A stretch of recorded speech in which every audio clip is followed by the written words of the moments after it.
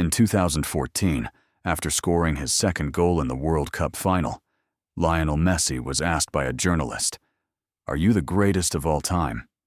He paused, and then he said, almost quietly, "I don't think about that. I still have so much to learn."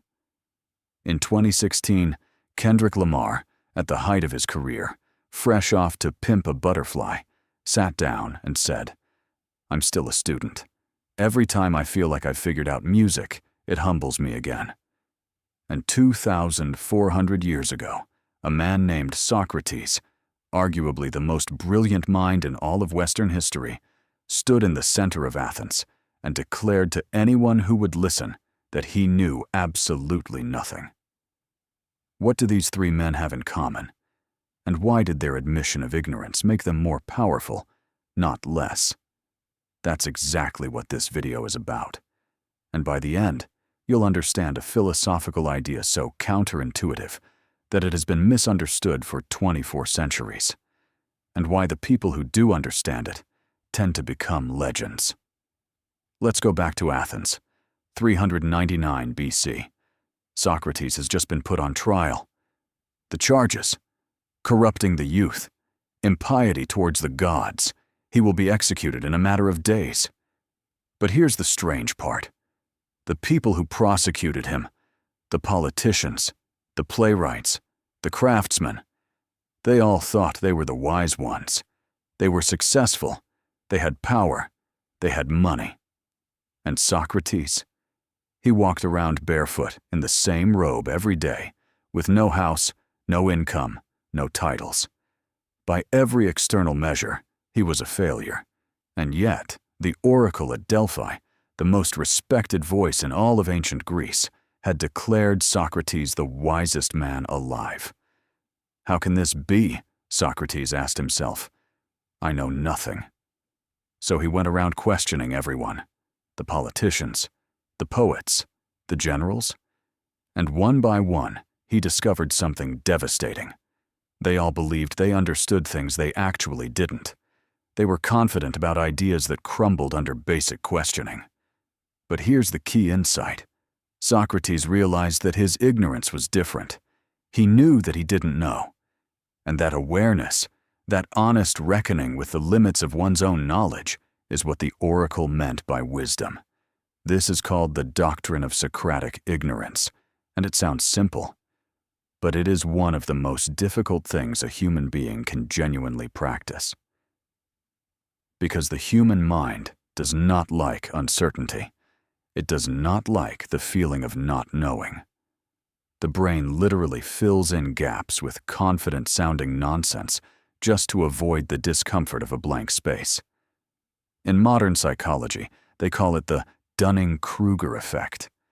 People with low skill in a subject consistently overestimate their ability. And the truly expert? They're acutely aware of how much they still don't know. Socrates saw this 2,400 years before the researchers did, and he built an entire philosophy around fighting it. But here's where it gets interesting, and where most people misread Socratic ignorance entirely. This is not passivity. This is not self-doubt. This is not imposter syndrome. Socratic ignorance is an active posture.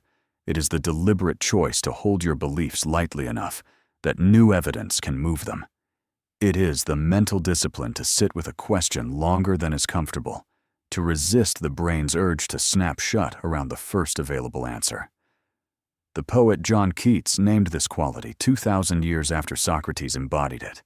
He called it negative capability, the ability to remain in uncertainty, mystery, and doubt, without what he called an irritable reaching after fact and certainty. That phrase is worth sitting with irritable reaching. That's what the Dunning-Kruger brain does. It reaches, anxiously, impatiently, for the nearest solid thing to hold. Certainty feels like safety, but it's often a cage. Keats believed this quality was the mark of the greatest creative minds, the Shakespeare-level intellects, who could write characters they fundamentally disagreed with, inhabit perspectives they found alien, explore contradictions without forcing a resolution. The neuroscience backs this up. Studies consistently show that people with higher tolerance for ambiguity make better decisions under pressure, form more accurate beliefs, and are more creative. The discomfort of not knowing, when you can sit with it instead of fleeing it, becomes a competitive advantage. Knowing that you don't know is a skill. It always has been. Now, let's talk about football. For years, one of the greatest debates in the sport has been Messi or Ronaldo. But buried inside that debate is a philosophical question most people miss. Ronaldo is famously and genuinely confident. He has said multiple times in multiple languages, "I am the best in the world." He trains as if that belief is already fact. His entire psychology is built on certainty, on knowing, on his self-image as the finished article. Messi? Different animal entirely. His former coach at Barcelona, Pep Guardiola, once described him like this: Leo never thinks he has arrived.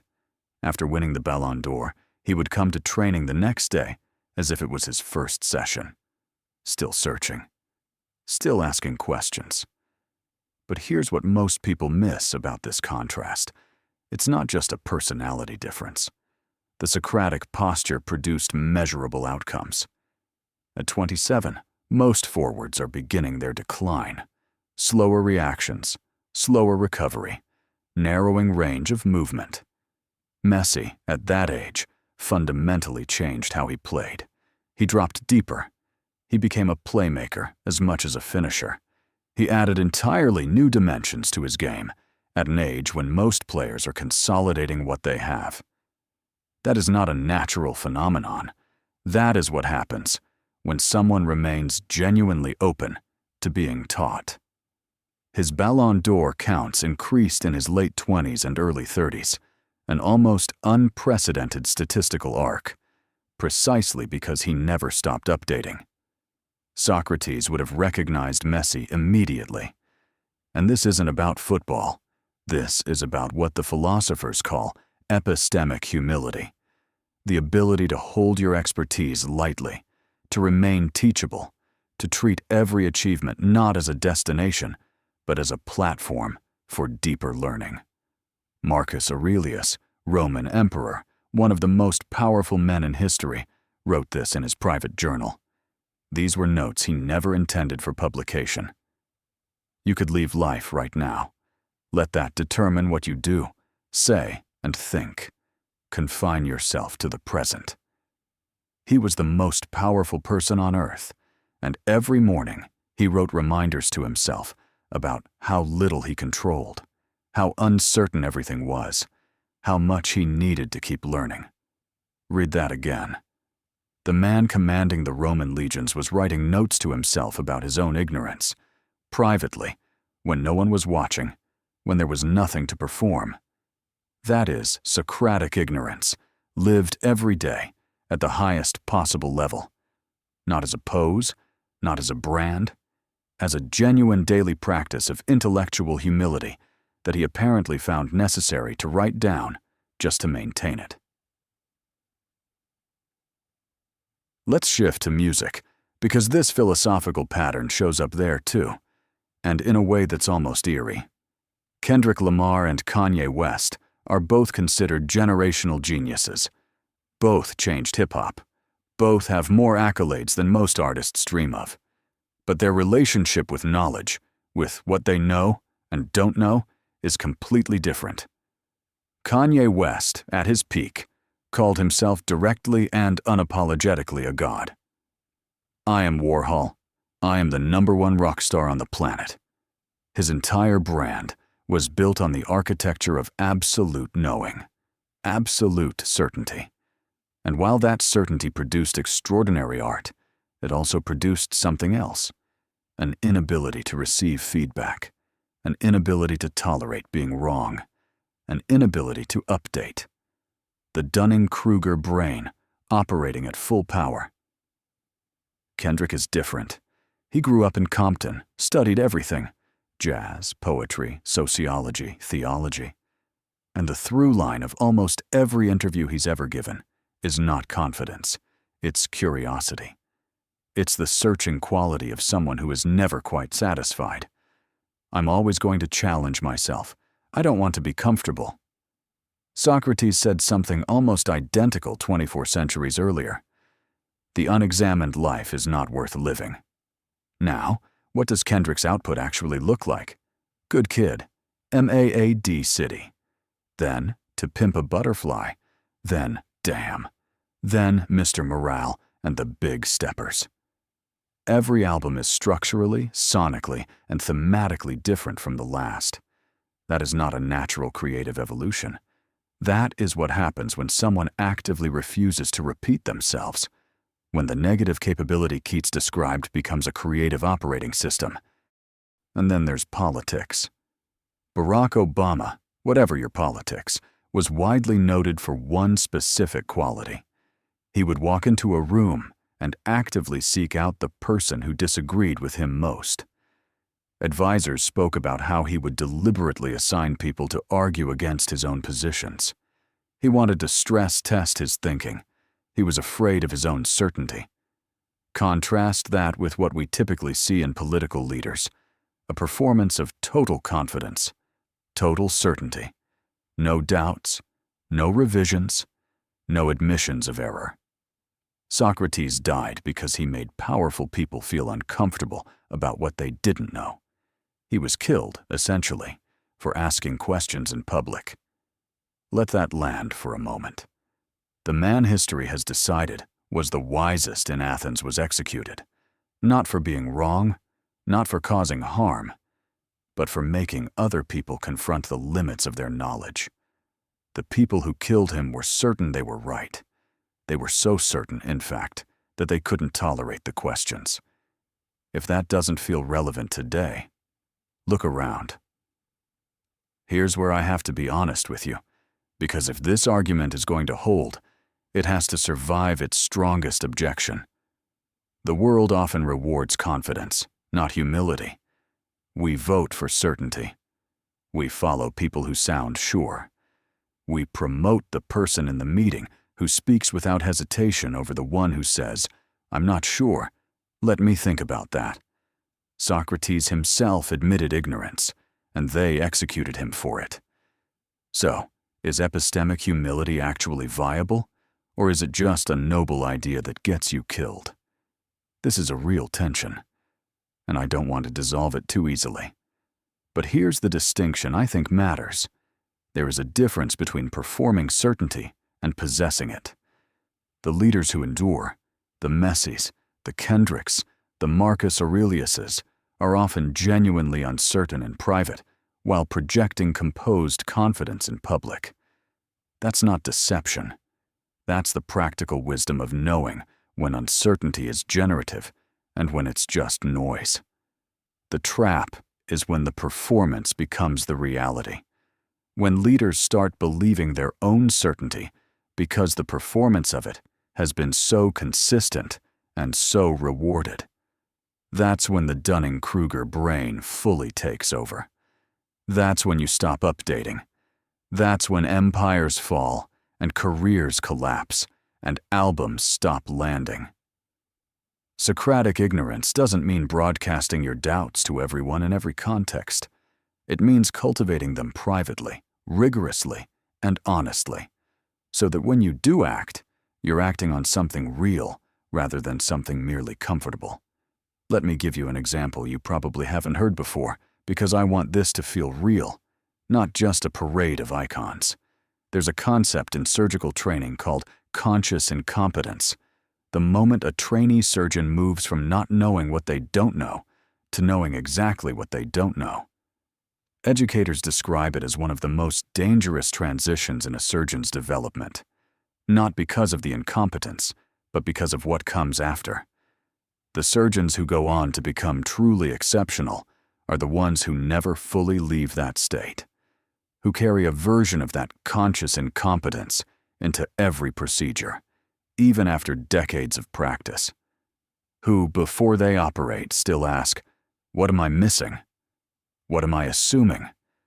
Where is my model of this patient wrong?" The ones who stop asking those questions, who reach a point of confident mastery that closes them off from doubt, are statistically more likely to make catastrophic errors, not because they've gotten worse, because they've gotten certain. This is Socratic ignorance with a scalpel, and lives depend on it. You don't have to be Messi or Kendrick for this to matter. Wherever you have built genuine expertise, your job, your relationships, your craft, the question is whether your mastery has made you more curious or less, whether achievement has opened you or closed you. So what does this actually mean for you? Socratic ignorance is not about saying, "I don't know," and giving up. It's about the active practice of holding your beliefs lightly enough to revise them. It's the discipline, and it is a discipline, not a feeling, of treating your most confident positions as hypotheses rather than facts. Here's a concrete version of it. Identify the area of your life where you feel most certain. Your career, your relationships, your politics, your understanding of yourself. Now ask, when did I last actively seek out someone who would challenge that certainty? Not someone you could easily dismiss, someone whose disagreement would genuinely threaten the model. That discomfort you just felt reading that question, that's the Dunning-Kruger brain protecting itself. The question is not whether you're certain about things. The question is whether you've built a practice around examining it. I know that I know nothing. Socrates, this is not a statement of defeat. It is a statement of absolute readiness, of permanent openness, of the most dangerous kind of intelligence, the kind that never stops growing because it never assumes it has arrived. The people who understand this become legends, not because they knew more than everyone else, but because they remained students when everyone else declared themselves masters. Where in your own life do you feel most certain? And does that certainty serve you, or is it quietly holding you back? Drop it in the comments. I read every single one. And if this kind of thinking interests you, real philosophy, applied to real people, real decisions, real life, subscribe. Because the most dangerous thing you can become is someone who has stopped asking questions.